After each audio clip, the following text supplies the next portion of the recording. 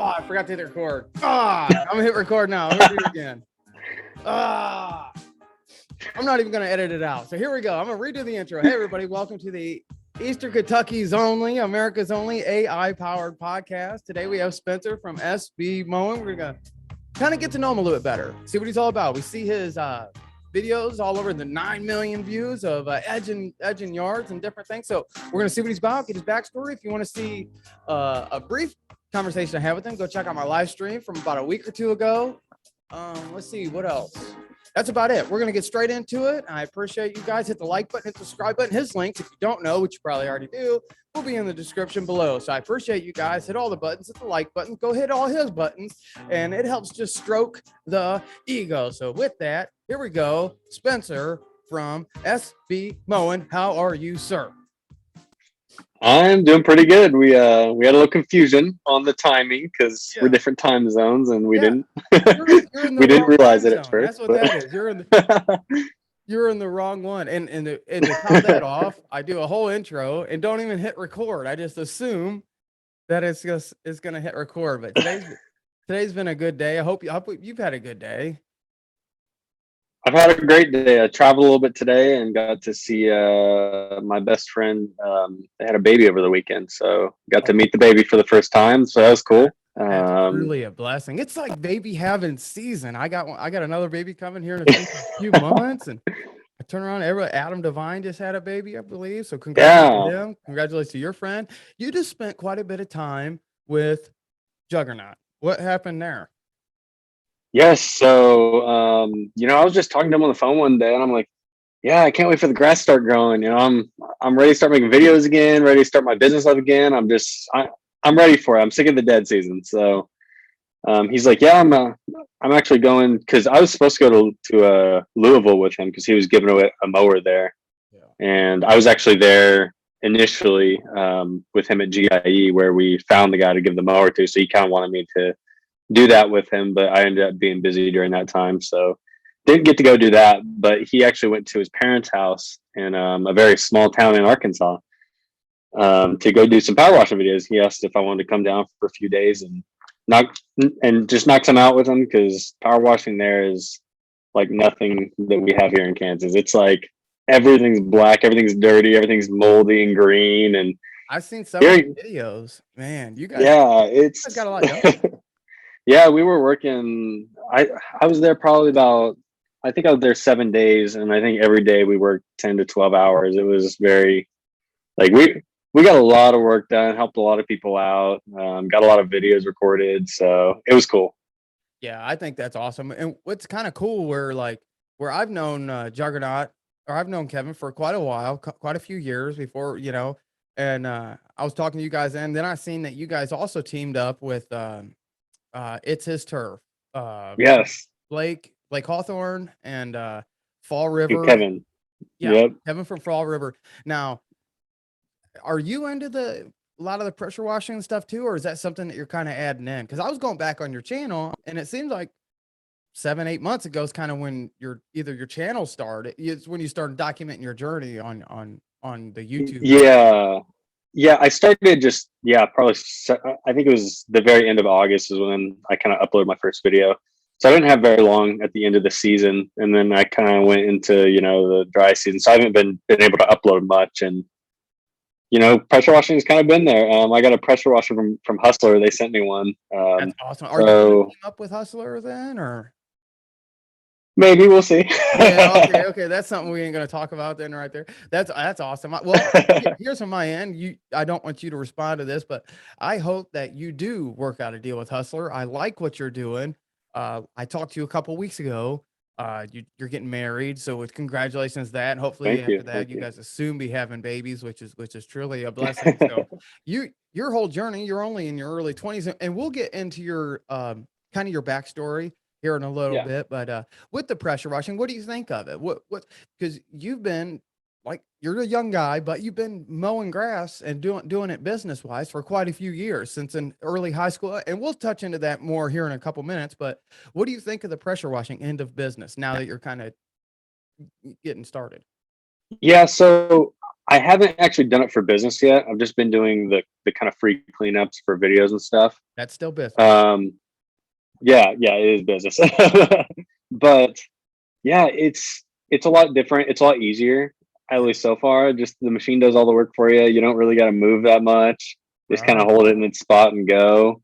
It's really satisfying. The only thing I don't like about it, it adds a lot of curb appeal to the home, as does like mowing down tall grass. It also, once that algae gets wet, it gets really slippery. And so that's definitely adding a lot for the homeowner.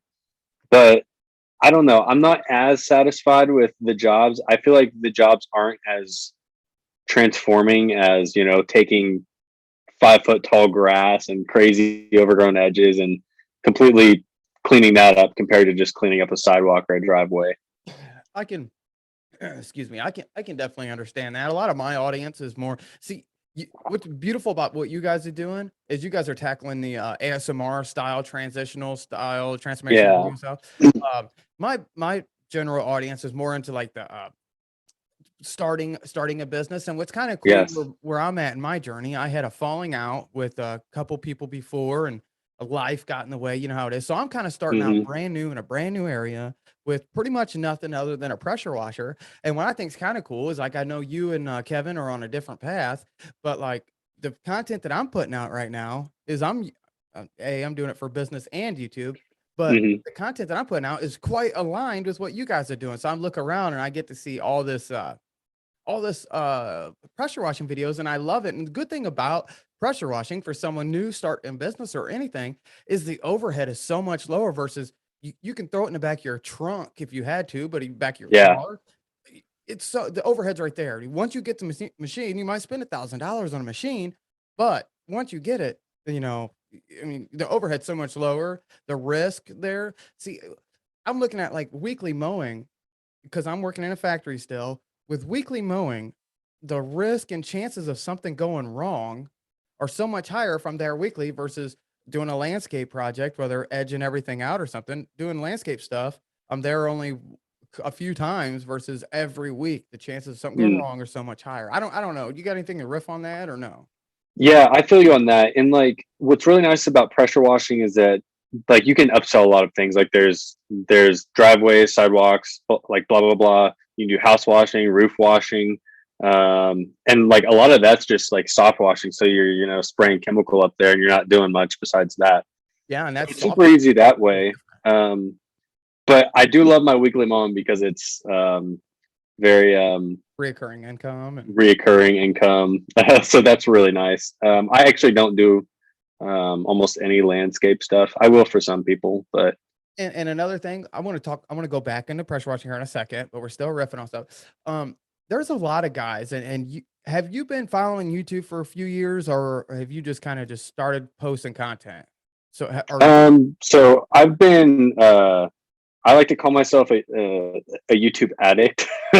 Okay. I still do. I watch YouTube all the time, too much than I should. TikTok as well. Okay. But yeah, I think that's what kind of really helped me get going on YouTube quick, is I kind of knew what I liked a lot, and I kind of just did it. So implemented it. Okay, well, that perfect, because I consider myself the same way, a YouTube addict as well. But I have noticed a lot of guys, especially in the lawn care, landscaping, and business side of it, starting a business, how to do this, how to do that. A lot of guys will look down on the weekly mowing, and I'm getting aggravated at it.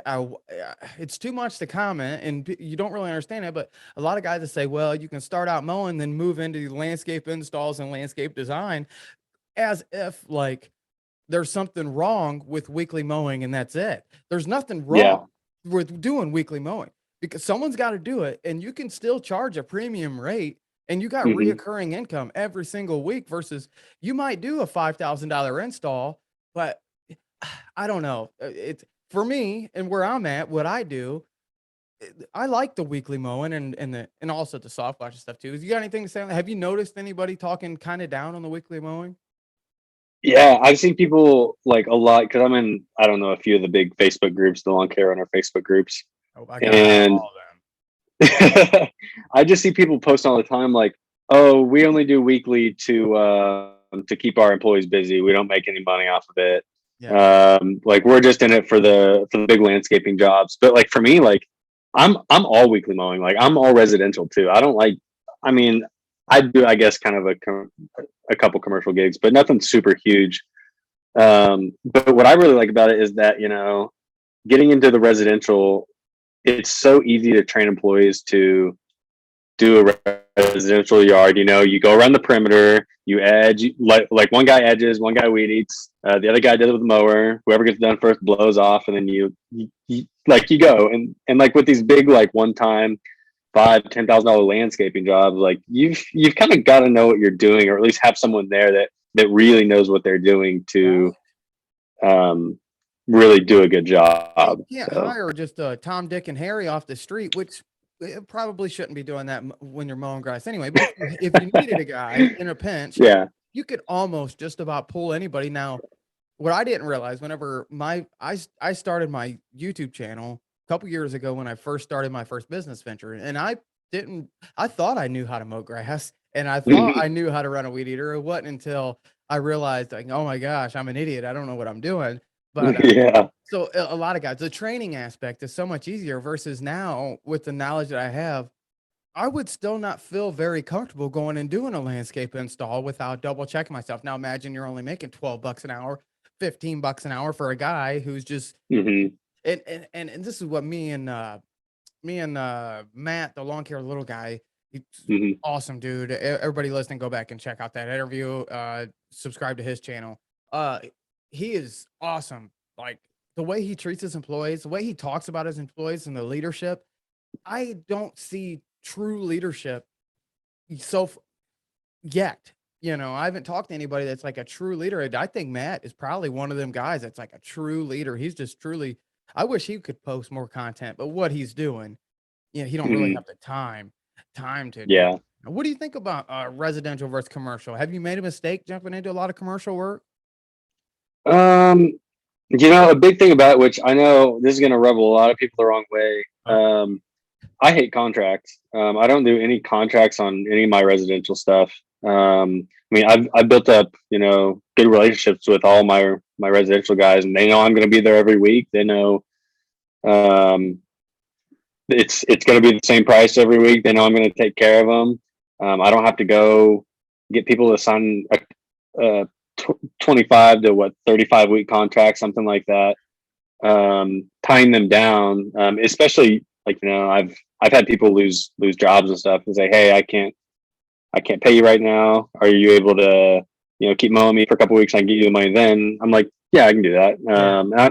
I've honestly, I've never, I mean, I've been mowing for, I think it's been like 11 years now. I've never had a single problem with people paying me. All right. I think it's just like as you present yourself and as you build relationships with your customers, um, the contract doesn't really matter. But with commercial, it definitely does matter more on that side. Yeah, I totally agree. I thought whenever because I was avid YouTube addict whenever I first started my business. That's going back years ago. Geek to Freaks one that inspired me Yep. to start my whole business venture. It fell through like 2013 era, 2012, and then fast forward to 2018, 19 or whatever. Whenever I started my YouTube channel, that's when I started my business. So I thought that I wanted to take the big. I thought I wanted a bunch of trucks. I thought I wanted all these hmm employees and all these big contracts. And it wasn't until I got into these big contracts. I took on a 31 acres of a cemetery, then had 4 commercial schools, and I had a couple of other commercial accounts, businesses and stuff. And I was spread so thin, but hmm I didn't, and they expect like you sign your name on it. There is no leeway. Like maybe there is with some other contracts, but these guys look at you like, I don't know. I really like my residential accounts because I could work later in the evenings. I could work out a deal with them. Hey, I'm running a little bit behind. Let me do this or this. And they say, okay, cool. Yeah, no problem. Take it. They understand life versus my business. Yeah. When I was doing these contracts, man, it was just I had to mow in the rain. I had to get these accounts done. It was such a mess. And speak on, I got a video coming out here in a day or two talking about mentors. not gurus, not life coaches, mentors, true people who really care about you. So if anybody paying attention, hit the like button and the subscribe button in this video, and make sure you're notified for the next upcoming videos. Because I talk real in that, because I had people telling me, hey man, you're spread too thin, you're gonna fail, and they weren't being mean, but my ego, I was like, Yep. you guys are idiots. So yeah, I completely feel you on the commercial end of it, because I went down that road. I put all my eggs in one basket. Bam, black swan, COVID hits. They hire Yep. maintenance guys to do it, and it was like, oh my gosh. And so everything around me started crumbling, and I got guys saying, you told me you was gonna pay me 600 a week. You told me you were gonna pay me 400 a week. Dude, no way, man. This next go around, me and Kayla's already talked. Kayla's my wife, my fiance. We put God first in our business, and I actually involve her and stuff. Before, I never Hmm. did that. And this is maybe repeating for my audience, but it's something I want to drill into everybody listening. If you start your business and you think you're doing it all by yourself, and you don't involve your family, you're not present as a father, you're not present as a man, as a leader, you're gonna fail. If you don't put God Yep. first and keep your family involved, and you're not present with your family, what's the point of even being in a business? Exactly. Yeah. Yep. So And sorry to go on a rant. no, no, no, no. I kind of like that direction you're going in, because like I feel like a lot of, at least I've experienced this. Just business like will consume your life. If it, like if you don't include your family and your life in your business, like you're not gonna have a life. You're not gonna have friends. You're not gonna have a good relationship.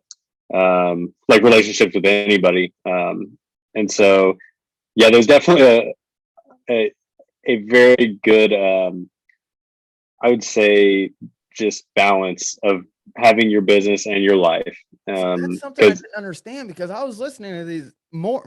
I don't want to insult anybody. I was listening to these guys, and these life coach style people, and I was reading these books versus turning to scripture, which whatever. mhm, But that's what helped me. But I was reading these books and listening to these Tony Robbins or Gary V type people, and there's hustle, hustle, hustle, grind, grind, yep, grind. I only sleep 3-4 hours a day tops. I'm up before the sun, and I work. I'm the first one in, last one out. I'm like, that's what I need to do, and I did that. But guess what? Is like my 1-year-old child became 2, and then 2, and mhm, I missed so much, and it put so much stress. My lady was not happy with me. She didn't know what was going on. I was gone all day long, either working or at my shop, or if I'm not at my shop, I'm at home in my office mhm, making YouTube videos or going invoice, business stuff. And I put so much into it.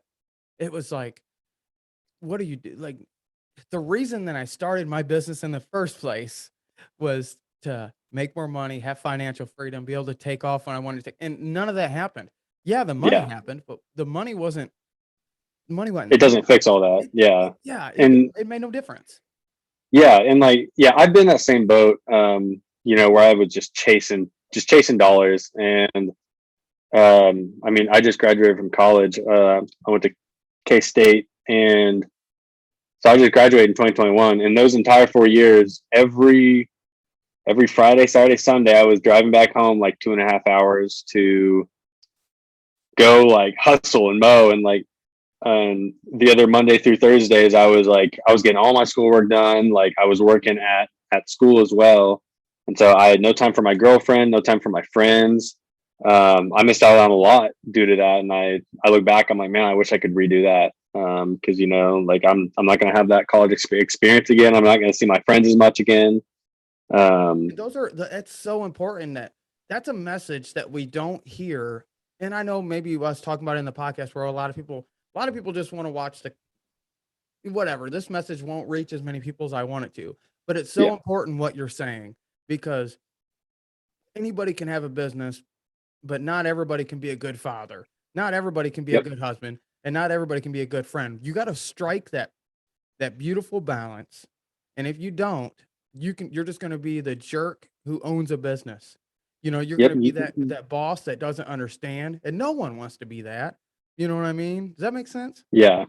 Yeah. And like you don't like when I think about it, like when I die, I don't want my kids and my family remembering me as the person that was just never around because I always had to work. Never got to spend time with them. Never got to play games with them. Never really got to know me because of work. I want them to, I want to leave a lasting impact on people, Right. And I've got this. I don't know if you can see it, but I've got this quote on my wall that I really like. It says, "We have two lives, and the second begins when we realize we only have one."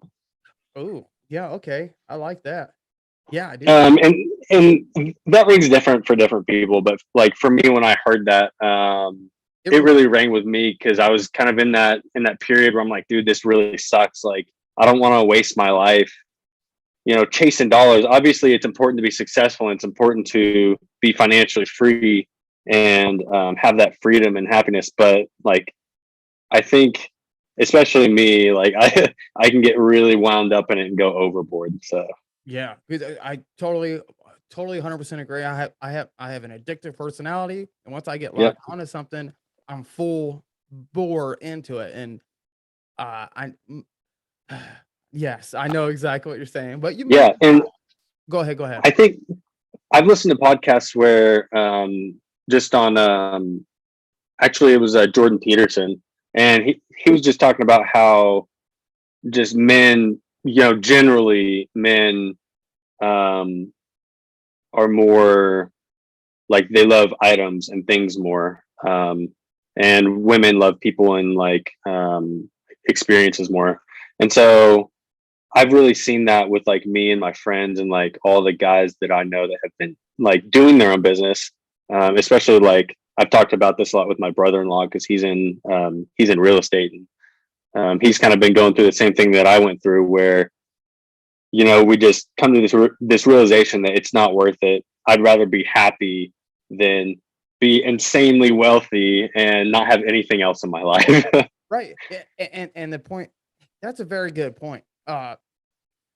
What's the at the end of it? What's the point about wealth if you don't have someone to share it with, or what's the point Yeah. about any of it? So I totally understand what you're talking about. Now, your fiance now, is she involved in your media business or your landscaping business? No, she is not. We actually live. So she stayed in the college town that I just moved back from so we met in high school, and then I'm a year older than her, so I graduated high school and went to K-State. And she ended up going to K-State too, and she graduated a year early, so we got to graduate in 2021 together. Okay. But she got a job up there, and then I came back down here to continue my YouTube and my lawn care business. And so I actually just bought a house here in October. So once we get married, she's probably gonna end up either transferring down here or quitting and completely Hopefully she can helping me with lawn care and YouTube, which would be kind of cool. Yeah, that's one thing I want. Me and Kayla's been talking a lot about of like taking like some of my I got like 200 videos, so like I want to get my TikTok up and going a little bit better. I can take clips, just little 20-second, 10-second clips of working and throw them on there. So it's silly, but I want to teach her. This is what me and her's been talking about, is showing her how to like edit and do different things, because it's not fair. It's just not fair to your significant other whenever you're staring at a computer or you're behind a walk behind all day long, and that's your whole life. And it's just, I don't know. I know we got on a tangent, but I think it was important, and I think a lot of people needed to hear it, because you got all these life coaches out here telling you to hustle and grind all day long. Not one of them's telling them, hey, stop. That $100, what's more important, watching your kids graduate or going to get that dollar bill? Yeah. You know what I mean? There's a fine balance. I'm not saying there isn't, but you mentioned college. What'd you go to school for? So I went to school for computer science. Graduated as a computer scientist.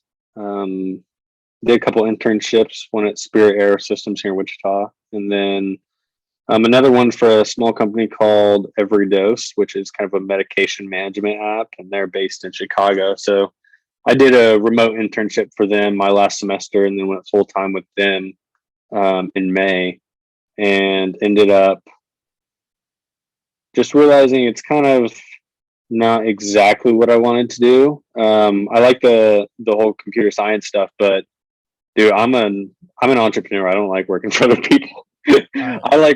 I like working for myself, and my YouTube started taking off there in September, and so it was kind of my key to getting out. It was very risky, especially going into the off season. But I talked with all my family. I talked with my fiance. I'm like, hey, this is what I really want to do. I think I can really like hit it out of the park, and I think like this is what's going to make me really happy. So whenever, So well, let's continue on the same trajectory of, because I want to get your backstory too, but let's continue down this YouTube journey. You mentioned that you were kind of a YouTube addict like myself.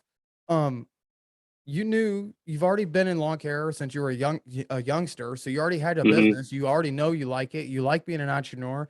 You wanted to go to college to do the right thing, probably. So you already checked that off your list. So now you're working on your media business as an entrepreneur. Are you gonna just continue with the same style? Are you gonna? What's your goal? What's the plan with the media company? I think I will kind of continue with the same style for now. I mean, right when the season was leaving off, it was doing killer for me. Like I think it got like 20 million views in like, I don't know, something like 3 months or something. Yeah, it's really amazing. 3 or 4 months with what you did. Yeah. Well, but yeah, it still seems like a dream to me. Like it really what does. does 9 million views feel like? Like, what is that? What happens at that point? What is that like? You spend hours at your computer answering comments all day, every day until you get, and your fiance is doing the same thing for you, and just 2.5 hours away, and you do that until you can't function anymore. that is awesome. So like, did you whenever you is considering starting a YouTube channel, did you kind of know you want to do the transformational ASMR style, or did you kind of think you wanted to do the kind of stuff like I do, the more vlog business style, landscape, pressure watch, the more traditional? Yeah. Well, I knew I wanted to go do the transformation stuff. A big one because I saw Top Notch doing real well, Right. and I'm like, and like I've been watching him for a while, and then I went and bought a Skag from my dealer for the first time. I got my big boy mower. There you go. And he's like, yeah, Top Notch actually, he gets his mowers here. I'm like, really? He's from around here? And he's like, yeah, he lives like over in this area or whatever. I'm like, that's crazy. He literally lives like 25 minutes away from me. And yeah, I just saw him having a bunch of success. I'm like, why can't I do this? Like I do mowing stuff. I mean, it's a lot harder work than I thought it would be. Takes a lot longer, takes a lot of grit. I don't think people realize how long some of those videos take to make. No, I seen one of your videos is like 2-something hours long, and I was like, what do you think about that? Having the super duper long videos that will crash your computer versus editing it all down and having, a 20 to 30 minute video of cutting a 5-foot grass. What do you think of the difference in that?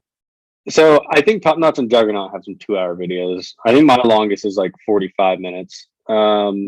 I personally prefer, anywhere from like 13 minutes to like 30 minutes, just because like I don't like watching a 45-minute YouTube video. Or I don't even nearly watch the whole thing. I'll skip through parts of it and just maybe watch it for 5-10 minutes, maybe.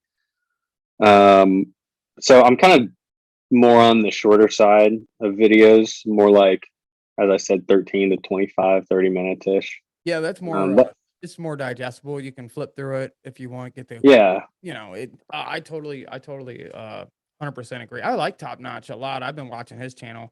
Yeah. Brian's a cool dude. He is such a genuine guy. So yeah, I've reached out to him a few years ago when I first started this podcast, and I was like 2020, 2019.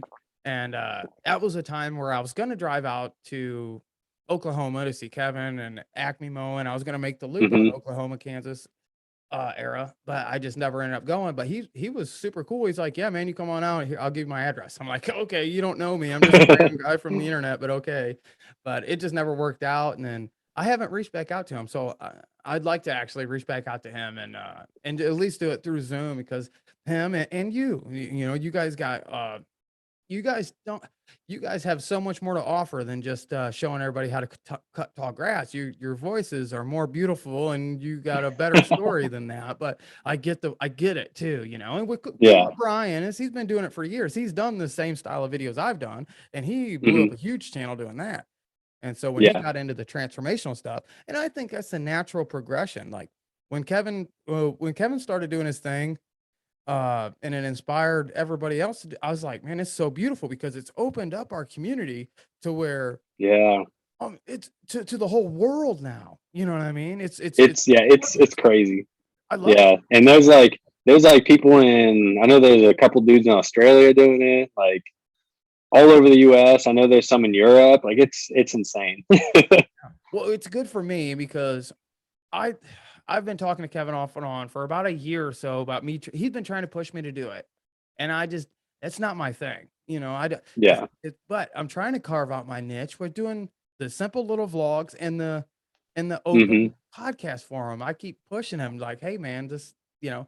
So it's kind of beautiful. It's beautiful because all more eyeballs that get on you and Brian and the guy from Florida and Kevin. The more eyeballs that you bring in, the more eyeballs that I have of, you know, I have a chance to reach as well throughout this medium because Yeah. you guys could be inspiring just some city kid who's never didn't even know. This is what's beautiful about it that no one else understands.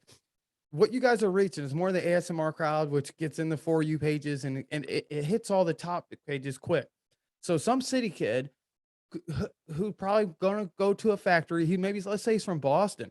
He has no idea Hmm. that he can start his own business, but he sees these rednecks like you guys just out there doing your own thing. You know what I mean? And then he stumbles on maybe like somebody else's channel and learns how to build a business, and it can inspire him to Exactly. be an entrepreneur. It's beautiful. It's great. I love it. I love everything you guys are doing. I love it. Yeah. Yeah. It's cool. And like, yeah, I've had tons of guys, like young kids, 16, 17, 18, reach out to me and be like, hey, I really want to start this. What should I do? I've even had a phone call with a couple of people, like just curious about it. And yeah, it's super cool. There's this one kid in Texas that his name's Tate. He just graduated high school, started his lawn care business, was working on getting equipment, and at that same time, he won my. I did a 50,000 subscriber giveaway. And he On got the like trimmer or the edger. an yeah, he got an edger and a trimmer and stuff, and um, yeah, and he's been using it since. He was really happy for that, and so I'm glad I could kind of give back to just give back to the community a little bit doing that. So that was cool. So you plan on doing something big? We'll talk about that later if you get to the 100,000. Okay. Now I'm kind of seeing where everything's going. We'll move on to that. So what's kind of your backstory then? When did you start your business? What's your life story? Yeah, so grew up in Wichita, Kansas my entire life. I mean, went away to Manhattan, Kansas, about 2.5 hours away for school for 4 years, but I'm back here now. But yeah, so I started. I've always been I've always been an entrepreneur. Even like when I'm super young, my my mom would. I remember we had like one really bad year of like grasshoppers for some reason, and they were like destroying all of our bushes and stuff, and like eating Wow. all the leaves and everything. And I remember she paid me like um it was like a dime or something per grasshopper I caught or whatever Go. in like this little cage. I think I made like $10 or something, but and then we didn't kill him though. We went released him like in a field like a couple Right. miles away or something. But and then I would always go shovel neighbors' driveways as a kid. This one time I was in Seattle visiting my aunt and uncle, and they rented this small house for us out on the San Juan Islands out there. And the Pacific Ocean is cold. It was like, it's, I don't know, maybe like 50 degrees when I was there or something. Wow. And my aunt told me, she's like, hey, I'll give you $1 if you Uh-oh. go out there and go neck deep. I'll give you $1 for every minute you can stay in there. You just And sleeping so broker. I was in there for like 6 or 7 minutes. I'm like, I'm gonna make $20. Yeah. And yeah, I was in there for like 6 or 7 minutes, and my face started turning blue. So she paid me $20 to get out. Wow. But Gorgeous. yeah, that from, I mean, when I was really little, my parents were renting a duplex, and I'd go steal little rocks out of the garden, and go sell them on the side of the street for 5 cents, 10 cents or something. You've been a hustler since you were a wee little. Yeah, and did the lemonade stands all grown up and everything. That was fun. But yeah, I got into mowing my I think I was in 6th grade. My best friend Chris, he was the one that actually just had the baby. Him and I, we just always try to find just stuff to make money, just side jobs to do as a kid. We got one gig hanging Christmas lights, which was kind of weird because the old man that ended up doing it or letting us do it ended up being a pedophile, which is a whole different story. But you made it out safely, I hope. Yes. But yeah, we would just go knock on some neighbors' doors, and we probably knocked on 100 doors, and no one wanted these little kids mowing their grass. Yeah. And we finally convinced this older couple to let us mow. It was just down the street from his house, so I went and spent the night at his house that night, and we were so excited. We're up all night, Got a job. and we're like we're just like making the plan. Like we still talk about this, how we're just laying in bed, like, dude, I can't wait. Like, I can't believe we got this. Like, here's how it's gonna work. You're gonna mow this part. I'm gonna do this part. Like, we planned the whole thing out the night before for this one 45-minute job or whatever.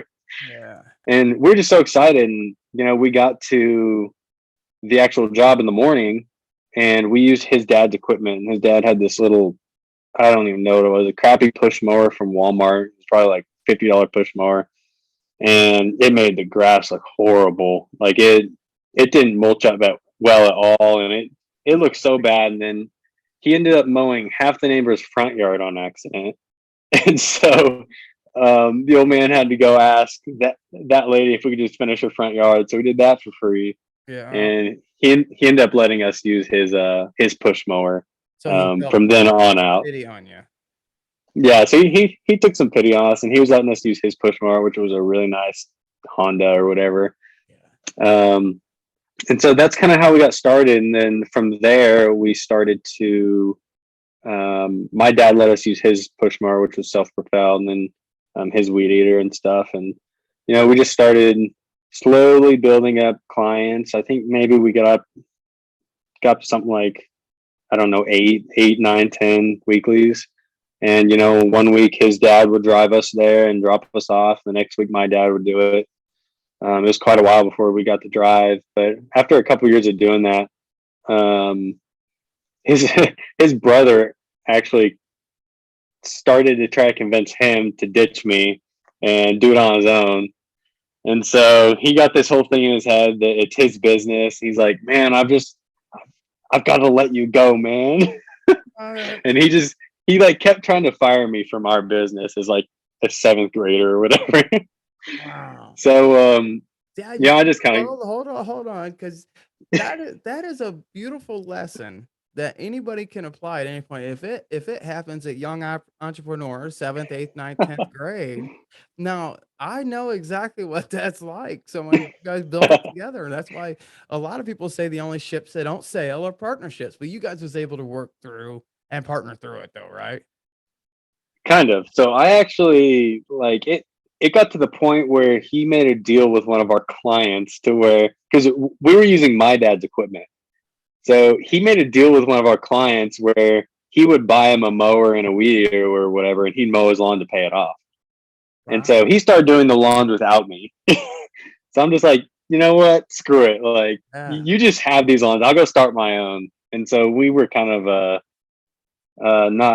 not very good friends for maybe a few months after that, but we came around. I mean, we're still best friends to this day. And partnership, or that's a beautiful issue that happened in your partnership, because you're still friends with. That's what makes it beautiful. But a lot of people it's easiest way to get started in business if you come from a world that you don't have a whole lot of money, and that's the kind of similar world I came from. So I had to partner up whenever I started. I didn't have a mower, and I still don't have a mower, and partnerships don't end well.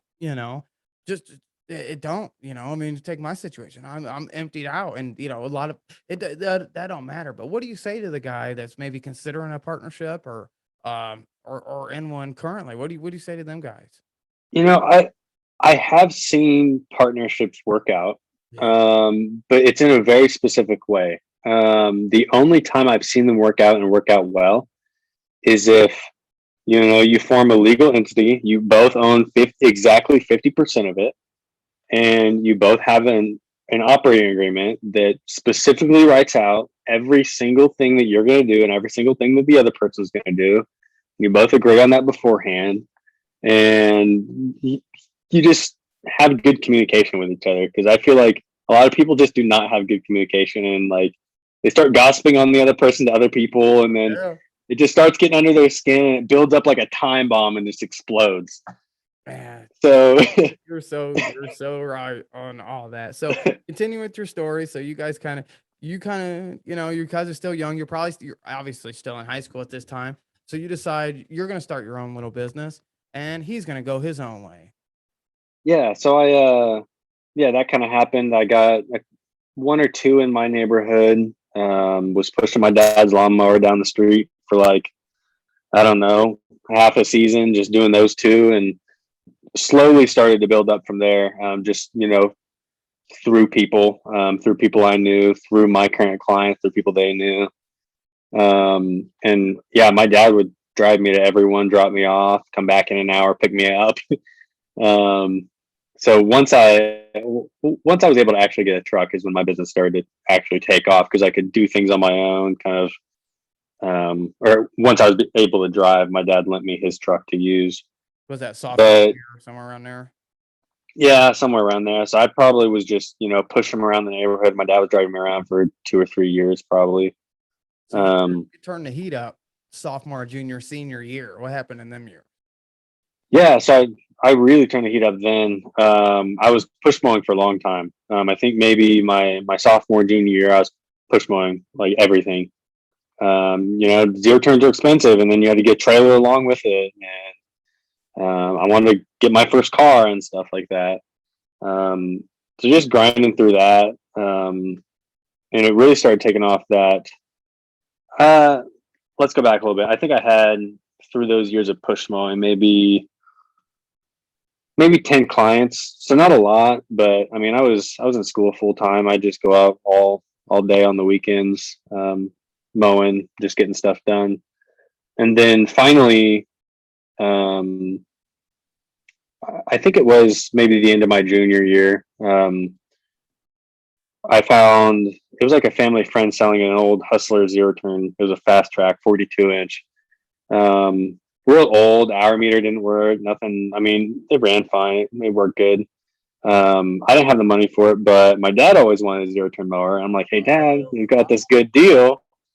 If you bought this, I could use it for my business and like, give you half the money back. We can like split it or whatever. And so we went and looked at it, and we went ahead and bought it, and went to Harbor Freight and got the cheapest fold up trailer I could find to put it on. And that's really when things started to take off for me. I started using that thing, and that really, really sped up my yards. Oh my gosh. Yeah. An hour yard now took me 20 minutes. And so, yeah, so throughout my senior year and summer before and after my senior year, I was using that, and I don't know, growing up to 15, 20, 25 clients.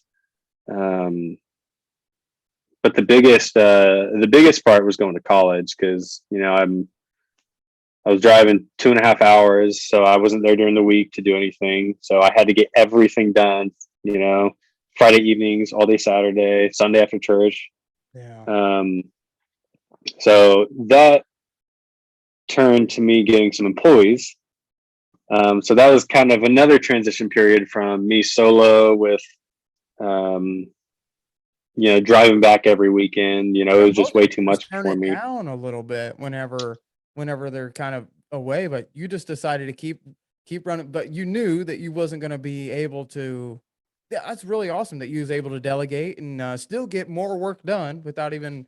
You still have to Yeah. go back, but Yeah, I still came back, and I was probably doing the same amount of work, but I had employees to help me to continue scaling up. My brother started on as my first employee, still working with me today. awesome. He's just about to graduate high school. So, and then I have two other, actually my friend Chris, the guy that kicked me out of our business, I hired his two brother-in-laws. So I've got three guys working for me now, but Does he they've still just have his slow. own business? No, Mm. he only had it going for maybe a year or two afterwards. Okay. Well, it is what it is. Okay, so you're in college. You're driving back. You picked up a couple employees, and you still have some of these guys with you today. Um, Yep. I bet that was hard going to school and coming back every week. You said it's about 2 hour drive, but there's probably a lot of times you didn't want to make that trip. And it's, obviously, Oh, winter time, you ain't got to do it, but yeah, I hate that trip. I mean, it's not bad now.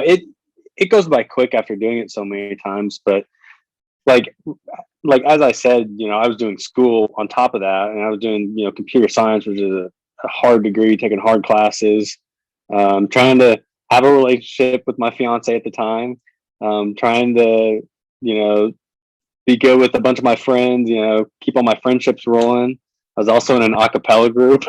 oh, that's So yeah, there was a lot of stuff I was doing, but I wish I would have dialed it down a little bit, but I'm glad where I'm at today. It helped me save up a little bit and get me closer to my financial freedom today. So right. How'd you meet your fiance? so we're high school sweethearts. We met my senior year, her junior year, just through some friends. We kind of always saw each other in the hallway. I always thought she was cute and whatnot. Right. But actually, that's kind of my first big social media appearance was when I asked her to prom after like 3 months of us dating. I got four of my friends from choir, or three of my friends from choir, and we did Billy Joel's For the Longest Time, but I changed the words to Go to Prom with Me. So it was like, oh, go to prom with me. And so I got all of the men's choir to block off the hallway in the school. And a bunch of teachers and kids thought we were having a fight. So a bunch of people were crowding around or whatnot. And then I had her friend like push her in the middle of it, and we started singing to her. And yeah, that went viral on Twitter. I think it got like a couple 100,000 views, or Oh I crap! think it Wow. almost got 1 million. But yeah, we ended up winning a radio contest, and I got like a free tux, and she got like a free like $1,500 shopping spree to like this dress store. And Did you have a Twitter following at the time, or was it just your simple couple hundred followers from people? no, yeah, she put it up on her simple couple hundred followers, and it just blew up. That is so awesome. And now anybody listening to this, and now I'm probably even gonna get bored and go back and look for it. That's really funny. I never knew that. And I'm sure a lot of people in your audience hadn't noticed that. So obviously Yeah. she said yeah. Yeah, she said yeah, and we went to prom, and now we're getting married in a few months. So. Oh, congratulations on that. That is so awesome. Yeah. So she already knows that you're a hustler. She has her Yep. college degree. You have your college degree. So the hard work's, well, not really. Let's just say the hard work's done. The college stuff's done. So you're an entrepreneur. She knows it. So she knows the kind of like since summertime, you're gonna probably be gone, but she knows it. Yeah. Wow. Yeah. That's the hardest part in having relationships, especially when the female or significant other rather they don't know that the how demanding the green Oh industry, yeah. the green, yeah. Wow. Well, good for you, man. I'm so proud. Yeah. That's so awesome that you got such a good story from being a youngster coming up. I didn't know. I really like the go to prom with this story. That is so awesome. So I've thought about posting that video back on my YouTube channel now. at least do it as a short. That would be awesome. So let's go to you're watching YouTube. You decide, we kind of briefly touched into it. You decide, I want to post my own content. Did you just did you have any content before that you deleted, or I had none. so what we see from last August, that kind That's of everything I've ever made. Yeah. Did you do it with that Sony whatever camera there behind you? Is that your rig that you use? No, I got that. I'm actually starting because I'm a big financial nerd, so I'm actually starting a personal finance channel. I've done a couple videos as testing, and I kind of want to get into a flow. So I got that for that. Yeah. I use I actually just bought one of these. It's not a GoPro, but it's DJI Osmo Action. So it's like Yeah, I seen that. DJI's GoPro. Bought one of these and got a cheap tripod from Walmart. Yeah. Hey, there ain't nothing wrong with that. I like the financial end of stuff. I used to, I fell into the AMC is gonna short squeeze and this and that, and Yeah. I don't know if it ever did, but I'd like to eventually. There's a couple guys I'd like to talk to, trying to get on the channel to talk about like investing and Bitcoin and where the market's going, because that's something that I don't know about. But people in the industry, health insurance is hard to do if you own your Yes. own business. It's hard to invest, because most time you're working in a factory and you got a 401k. You don't really have to worry about it. You got a pension. You don't have to worry about it. But real quick. Yes, I am a super nerd on investing, and I'll actually link you to my channel. I've got a big cryptocurrency. It's not a big video; it's like a 10-minute video. But yeah, I'll link that in here so you can check it out. Yeah, I'd like to come. I'll definitely do that. And then I'd like to eventually, some other time, we'll talk, probably sit and talk investing, because it is important. And I don't think, maybe you can even do one of these videos. Well, you're already kind of working on it now, but I'm sure you're not targeting the green industry. But at the same time, why not use your platform for that as well? Have you thought about Yeah, that? I've never thought about specifically putting it towards the green industry, but I think that'd be that's a good idea, because like I feel like a lot of just small business owners, entrepreneurs, like I don't think they understand the importance, like how important it is to get your money in the market now. Let that, let that compound interest build. Get in there as soon as you can. Get in there when you're 18 years old. If you guys if you guys are just starting up your business, or even if you're 30 years old, 40 years old, 50, like the sooner you can get in there, like that's like hundreds of thousands, if not millions of dollars when you retire. Like even like just putting in a couple $1,000s now. Yeah. What do you think of like Bitcoin and with the way the government? Okay, I see. What do you think of Bitcoin and what do you think the government's gonna do with it? Do you think they're gonna have a Fed coin or a Fed dollar that they're gonna move everything to?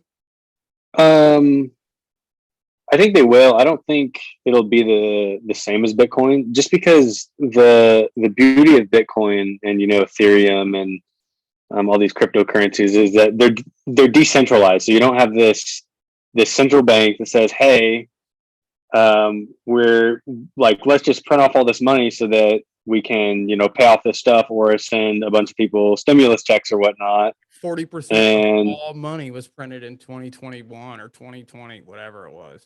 Crazy. yeah, and people don't understand that that's going to catch up with us very soon, and it's starting to, as we can see. Yeah, it's starting to now. But when I look at Bitcoin, but is Bitcoin a gold? Is it a value of like storage value? Do you save it or do you utilize it and spend it? What do you do with it? Because anytime I've had my hands on, well, I can't save anything. I'm horrible. I need to do better. But I'm saying for the person, let's just say they're throwing, let's just say they're putting in $50 a week. They're averaging in $50 a week or $100 every paycheck. Are they putting it into Bitcoin? Are they putting it in Ethereum? And are they using it as a store of value, or are they utilizing it to purchase things? What do you think? Currently, it's a store of value. I actually have a mowing client that pays me in Bitcoin, so it's kind of cool. Awesome. That's awesome. But yeah, currently, yes, store of value. It's still speculative, because not everyone's using it. It still follows, if the stock market goes up, it's going to go up. If it goes down, Bitcoin's going to go down as well. It's not its whole separate entity still. It's still just this kind of speculative thing that a lot of people think, and it's just such a good idea because it was born after the 2008 financial crisis. That is the reason Bitcoin was born and was made. And so, yeah, I think in the future, I fully believe that crypto is going to be a very large part of our future. Yeah. So I think anybody who's a whole coiner is going to be like the elite class of investor. Yeah. But I've been saying that off and on for years. And obviously I don't even truly believe it, because you could look at my actions. I still rather have fiat than I would rather You know, and that's my own fault. I haven't set myself up financially. I've made a ton of bad mistakes. I'm trying to fix it now as we go Yeah. on. So like it's always now is the best time. But you know, but when are we going to get away from fiat? I feel like it's going to happen sooner rather than later, but I could be wrong. Yeah, I think so. I think the biggest thing will be the weirdest thing thinking about it now is like going to the store. Are you really going to see something that's going to be worth 0.000000128 whatever Bitcoin? Like, how are you going to know how much that's really worth? So I think figuring that out. I know they're coming out with like Bitcoin Cash and like, other cryptocurrencies are meant for stuff like that. Like Ethereum is more meant for purchasing and stuff like that. Well, with Bitcoin, people say it's so volatile, but it's really not. A Bitcoin's always worth a Bitcoin. Uh, Yeah.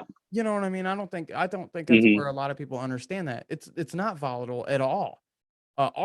The fiat is volatile. That's what goes up and Hmm. down with the rate of inflation. So Bitcoin's always going to be worth a Bitcoin. Um, I look at a lot of like this. You mentioned the Satoshis and like breaking it down. You know, there's a lot of people who have no idea about cryptocurrency at all. Maybe they've barely Yep. heard the term or word Bitcoin, but I think this is going to happen so fast. It feels like I'm late to Bitcoin.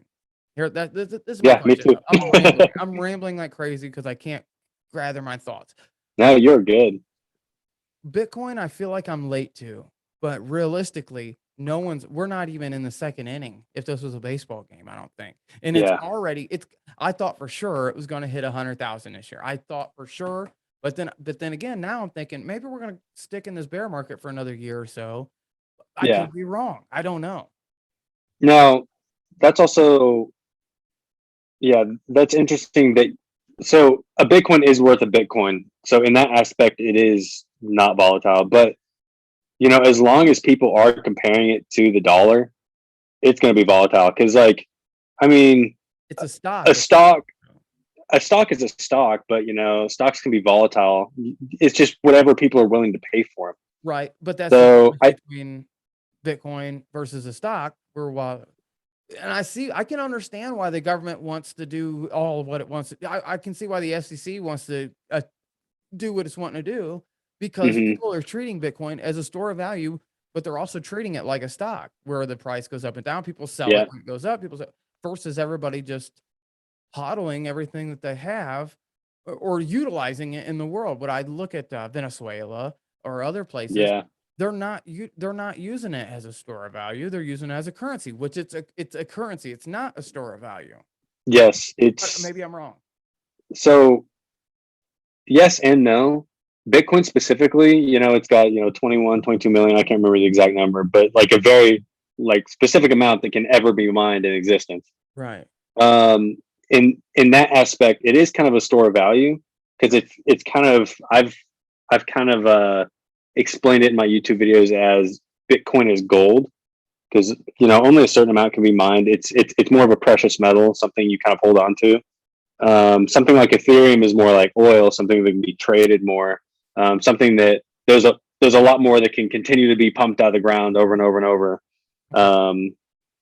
So yeah, if that makes a little bit more sense. Yeah, I agree with that. I like Ethereum. What they're doing. The only place I really see a lot of it on is when people buying like and I'm wrong, but like the only place I see it is people buying like NFTs or people Yeah. transferring money, whether through it's to the Lightning network and different places. I don't think we're gonna see.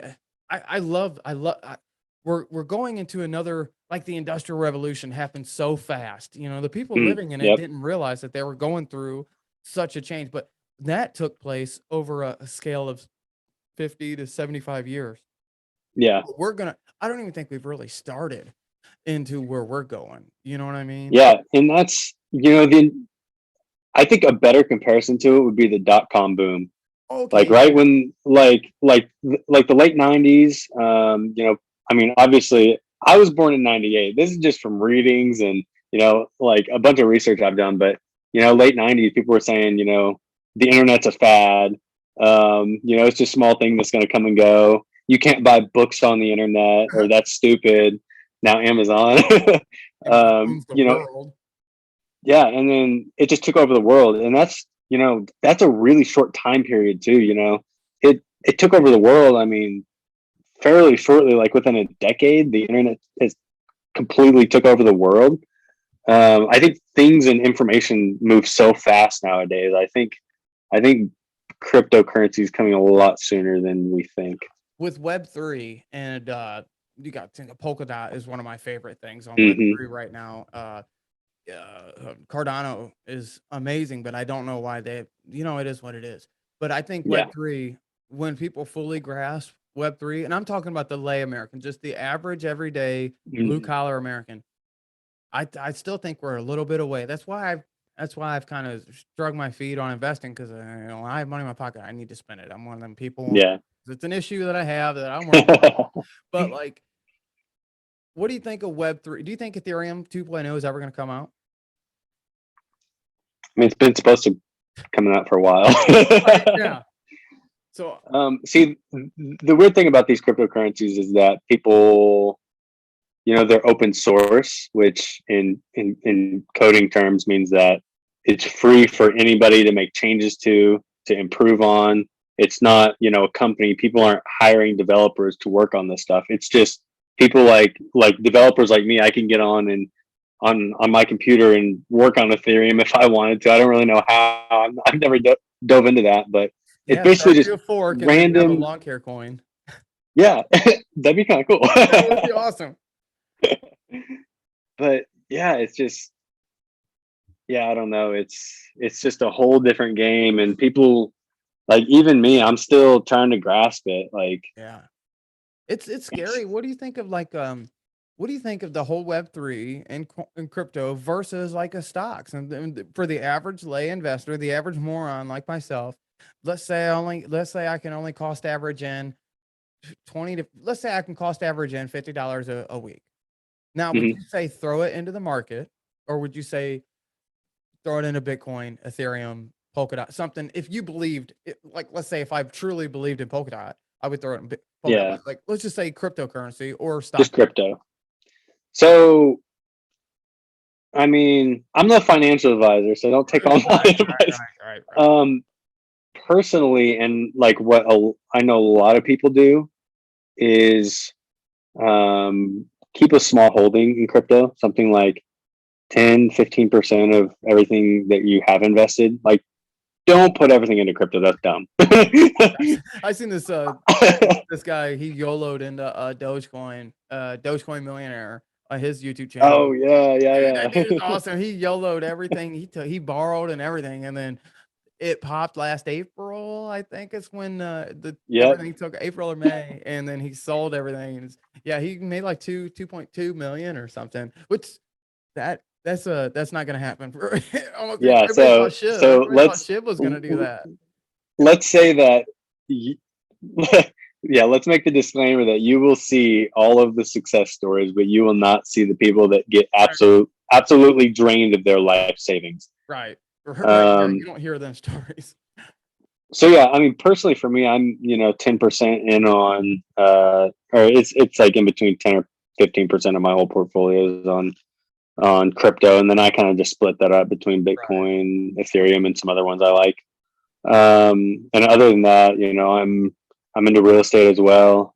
This house I actually just bought in October is a duplex, so I'm living on one side.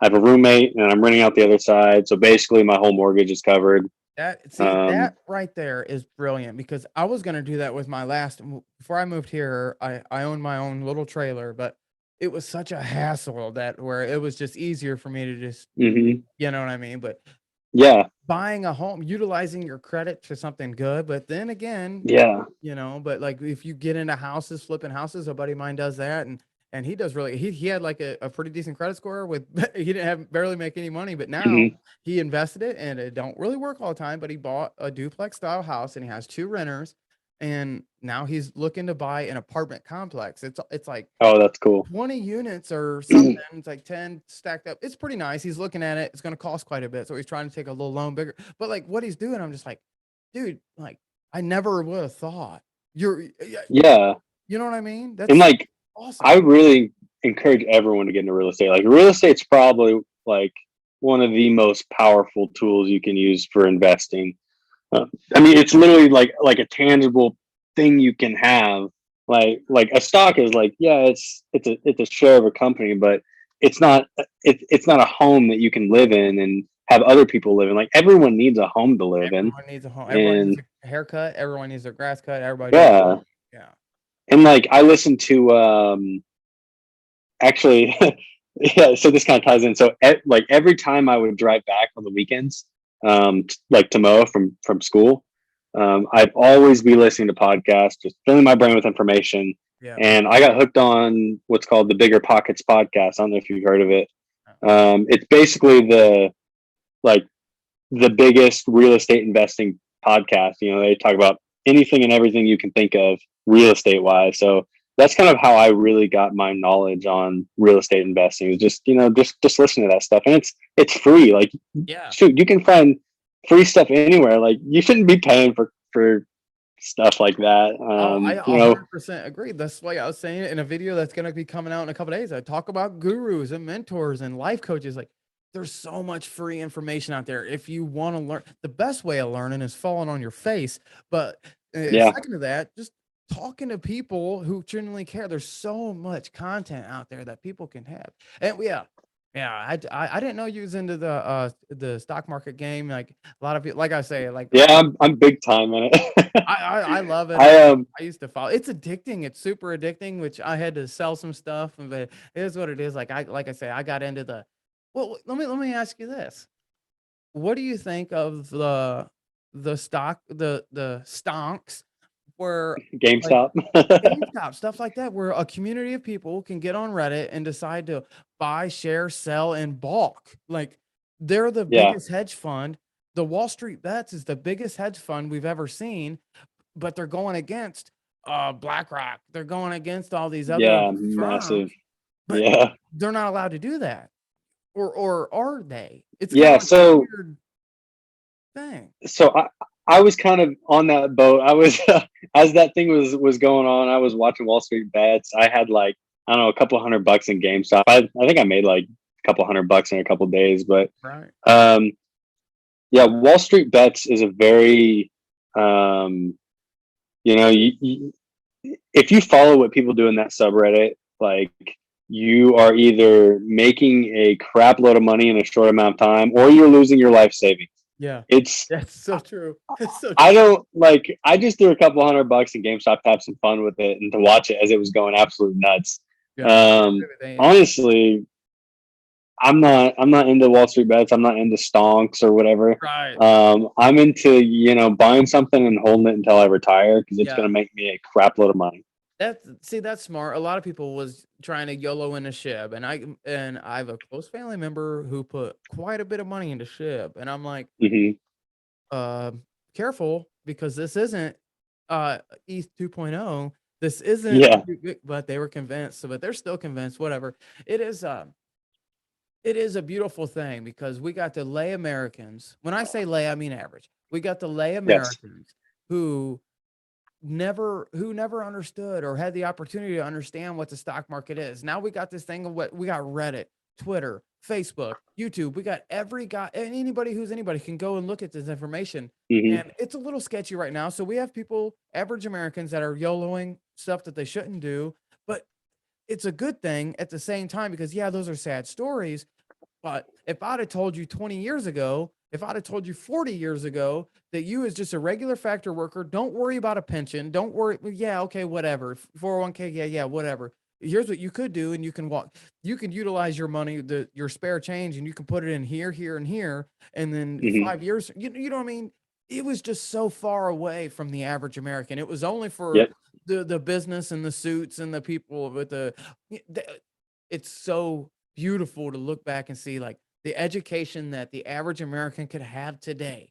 The colleges are going to lose now. You don't need to go to college and spend $100,000. Just the wide spread of information we have nowadays is absolutely insane.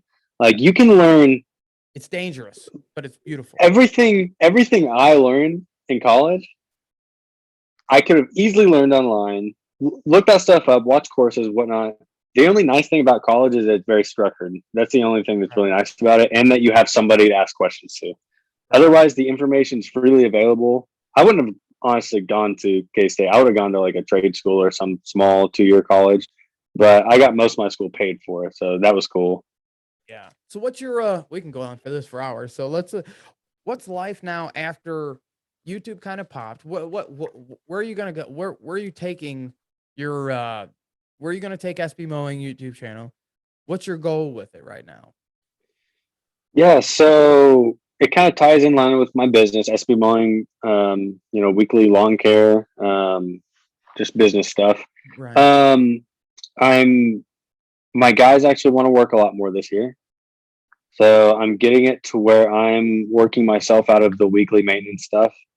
I'll still be, working on like fixing stuff in the business, changing blades, doing maintenance on my mowers. I like doing all that stuff. Right. But I did just buy a second truck, and I'm also getting a ramp rack and potentially Hustler mowers soon. Maybe I'll buy a Hustler mower. I don't know. Yeah. See, anyway, okay.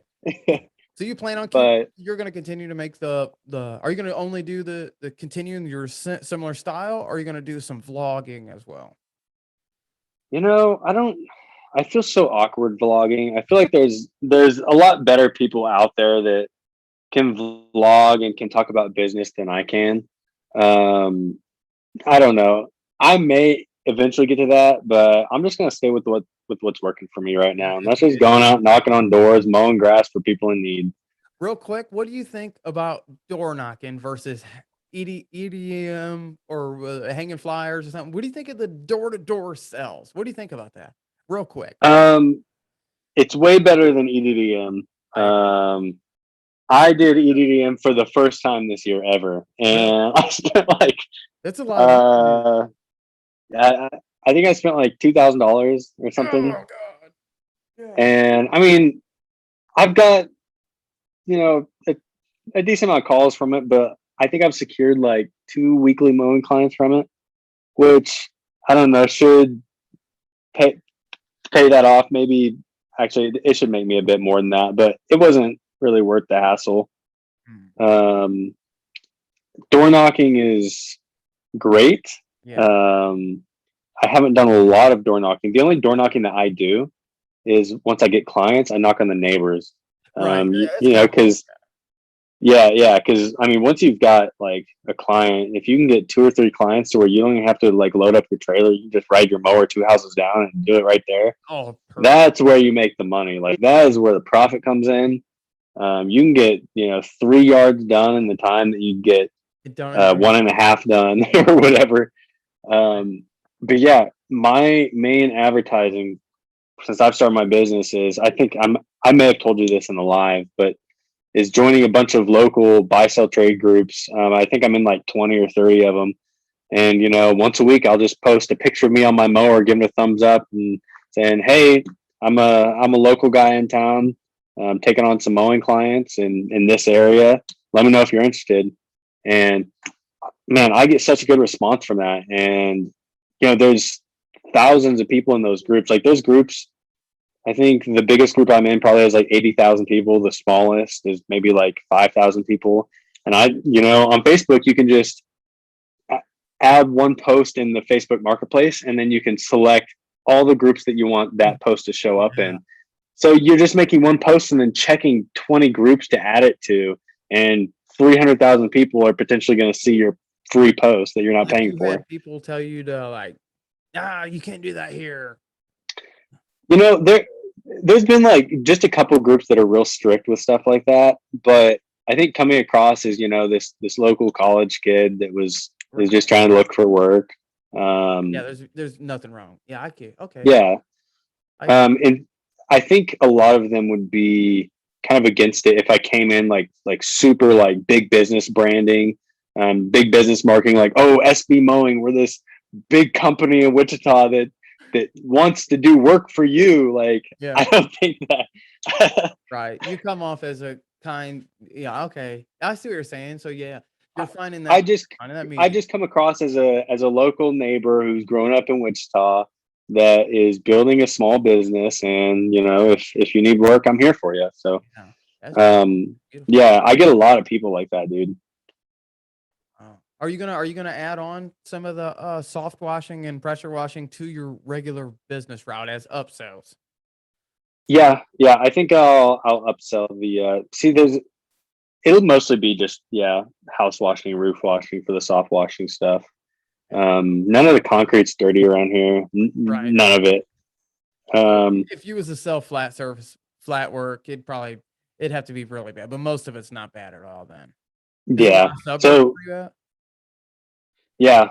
almost all of it's suburb. So Yeah, so definitely the money's there. So, man, I really appreciate coming on and sharing your story, talking a little bit of yeah, Bitcoin. it's You it's got been anything? fun. We've had some good conversations. So Well, and that's what I like about it. That's because you never know. I would have never known you're into it. A lot of people, I've asked different people about crypto and investing, and most people don't know. So it was kind of yeah, refreshing to hear someone that's actually got an idea of it. And I got the link for your channel. I won't share it with anybody, but I'll definitely check it out until you're ready. Because yeah, I'm sure you're good at it. Well, I appreciate anything. Any last words for we do the outro?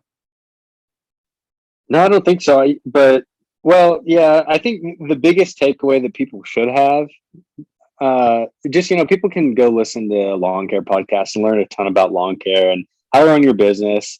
I think the biggest takeaway is have fun with it, be happy, um, figure out what is important in your life, your kids, your wife, your family, the experiences that you're going to give them and be around with them, um, and hustle and everything, but just make sure you have a good balance and that you're happy. So With that, I totally 100% agree. And with that, Spencer SB Mowing, I definitely appreciate you guys. Hit the like button, hit the subscribe button, hit all the buttons. Y'all know how it is. Go back and check out all his videos. Hit all the like buttons. Let them play when you go to sleep. And then go back and check on the next night. Go back and check out all my videos. Hit the like button, hit the subscribe button. Let them play all night long. We need that watch time, dog. We'll see it you helps us guys. out. Right?